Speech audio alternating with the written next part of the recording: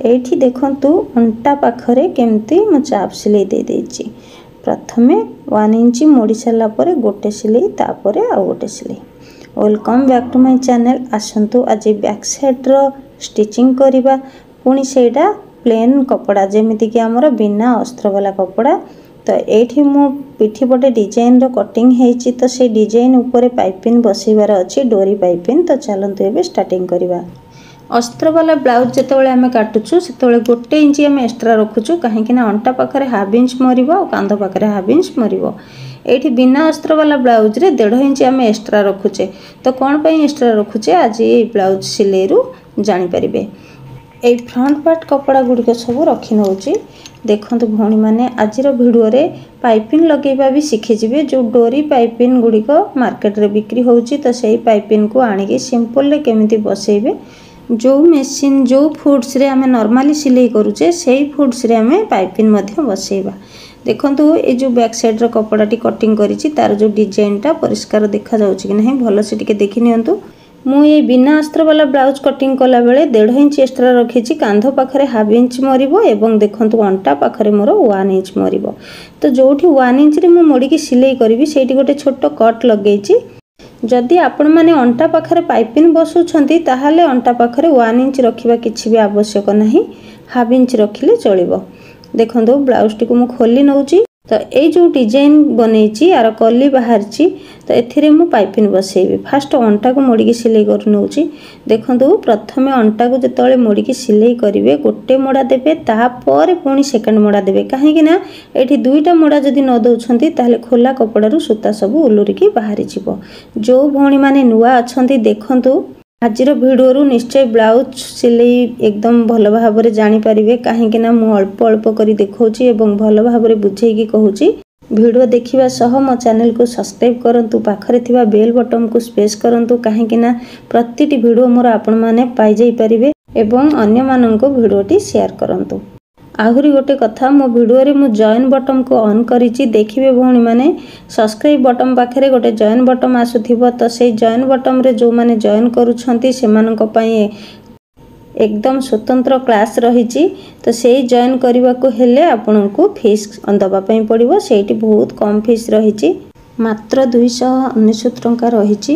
तो सेही वीडियोटी यूट्यूब रे पाई परिबेनी। सेटा केवल आपण मानक पई जो माने केवल जॉइन हेबे मो क्लास रे तो सेही माने ही पाई परिबे। देखंतु एठी अंटा पाखरे गोटे सिलाई देछि मु 1 इंच मोडी की तापर आ गोटे चाप सिलाई दे देछि। तो चलंतु एबे आमे टक्स पॉइंट सिलाई दबा। तो टक्स पॉइंट सिलाई केमिति दबा सबु साइज ब्लाउज पई आमे ए टाइप रो टक्स पॉइंट सिलाई को दबा। तो देखंतु एठी 2 फोल्ड करि नेली। हमर जो कांधर पट्टीटी रहिछि से कांध पट्टी को एम्ति डबल फोल्ड करि नेबे। पूरा सीधा सीधा रे कपड़ा को एम्ति भांग पकई देबे।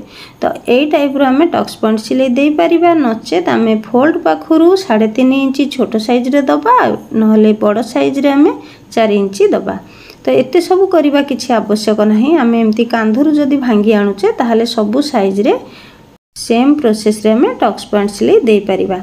एठी जेतेबेले टक्स पॉइंट सिलाई पड़िबो देखंतु मु एठी आउथरे देखि दउची। हाफ इंच रे टक्स पॉइंट देबेनी। हाफ इंच रु गोटे सुत कम देबे एवं ऊपर को एम्ति धीरे धीरे करिकी उठेई की छाडी देबे। जेमिति कि हमर ऊपर को 3.5 इंच बा 4 इंच टाइप रो एम्ति आसीबो सिलाईटी। गोटे साइड रे जेमिति मु टक्स पॉइंट सिलाई देली आरो साइड टा भी ठीक सेमिति सिलाई दे देबे।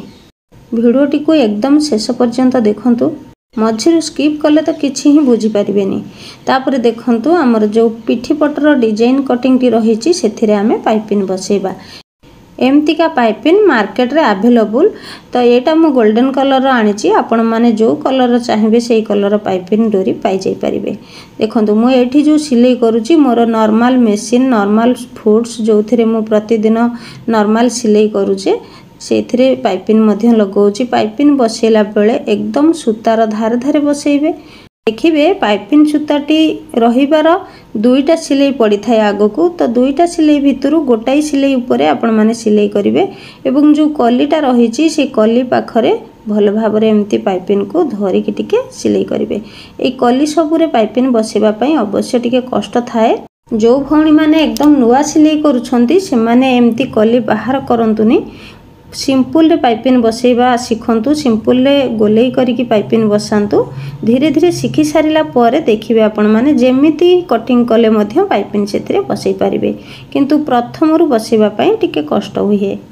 आउ थरे कहूची जो भौणी माने मो चैनल रु किछि शिखिबा पई चाहुछंती ताहाले मोर सब्सक्राइब बटन पाखरे जॉइन बटन रहिछि तो आपण माने से जॉइन बटन ऊपर टच कला परे किछि ऑप्शन आसीबो तो से ऑप्शन गुडी को देखिकी मो चैनल रे जॉइन होंतु मोर जो खास वीडियो गुडी को जिवो से वीडियो गुडी को आपण माने पाई जाई परिबे एवं मु जेतोले लाइव आसीबी लाइव रे सर्वप्रथमे आपण माने जॉइन हे परिबे।